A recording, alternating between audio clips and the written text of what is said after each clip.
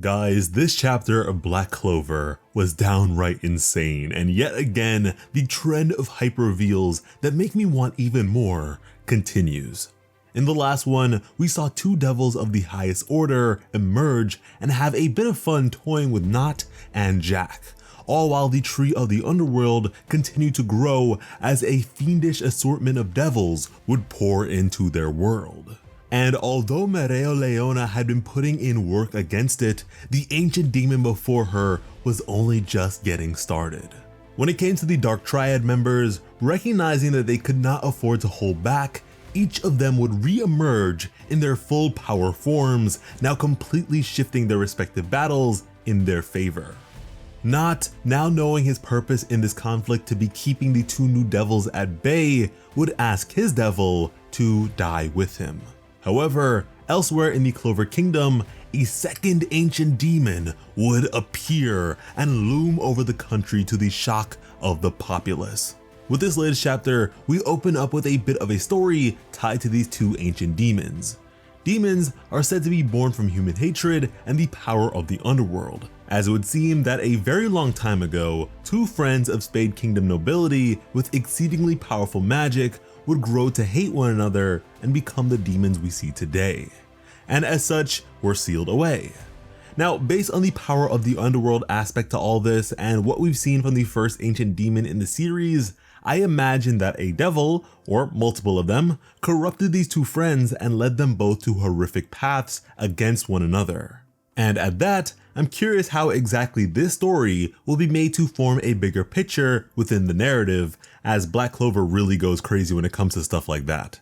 But anyways, Zenon would explain to Yuno that the reason they decided to awaken these demons was to distract their enemies. As with so many of the Clover Kingdom's most powerful mages in the Spade Kingdom, how could they possibly protect their own home? Which is interesting to me because it serves to imply that the Dark Triad was expecting this insurgence, when that wasn't exactly the impression I got when this all first began.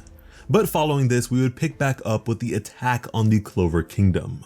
The Wizard King was preparing what he could, but in his current form, he simply cannot sustain the amount of power he once could and would need some time, going as far as to ask Kira for his assistance despite him not being a magic knight. Now, this demon was making an absolute mess of the countryside, trampling over whole buildings with unrelentingly destructive intent. But this charge would be met by a number of magic knights as the leader of the Purple Orca Guild would pull up. They'd all do their best to keep it from going forwards, completely reminding me of the whole Gigantomachia situation from My Hero Academia, as the magic knights of the country would do their best to evacuate the populace. But just then, the behemoth would prepare an attack aimed at the castle, which made the king absolutely lose his mind in panic. However, the nobles would enter the conflict as well, attempting to suppress the blast. A number of techniques were employed, but ultimately, the best they could manage to do was reroute its trajectory. And really, all this should just serve to illustrate just how capable Leona is to be fighting one of these things by her lonesome. But despite their best efforts, the power of this fiend was overwhelming. It would then blow several of the magic knights away before letting off yet another blast, as Kira would emerge with his scale magic in an effort to lessen the power of the demon's magic, but even then, it was so immense that even regulation wasn't enough to neutralize its threat levels, that in the face of such tremendous magical power, they could only think to meet it with tremendous power in turn, as the Wizard King would emerge having aged up about 10 years or so. Now, this form was limited, but was unfortunately the best hope they had at victory, as now working in tandem, the Wizard King and Kira would coordinate their attacks to overwhelm this monstrosity. However, it was too much and the Wizard King would return to his childlike state. And it was at this moment that the people of the Clover Kingdom would be reminded that in this world, magical power is everything, as the demon would prepare a cataclysmic spear of destruction that would loom over them all, as ASTA would appear out of nowhere and pierce it with Libe on his shoulder, as the two would then form together, and that was the chapter. Oh man. So this is Asta's big moment. This is his time to be the savior of the Clover Kingdom and succeed where the Wizard King had failed, doing so in front of the entire populace. The hype behind that concept is ridiculous to me, and like I always say, I cannot wait for more. However, if it means giving the mangaka time to get the job done properly, I definitely can wait. Because as you can see, several portions of this chapter were left as sketches, and so I hope Tabata isn't overexerting himself. If the man needs a break to give us his best, then so be it. He more than deserves it.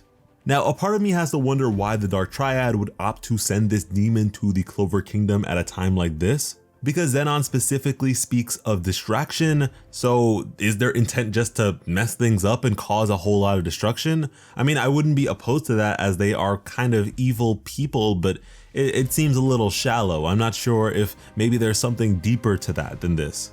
And additionally, I'm not sure if we can count the Wizard King's transformation towards our streak or not, but regardless, it looks like we'll finally be getting Asta's Devil Union form with the next one. So yeah, you'd better subscribe to ensure you're here for all the fun.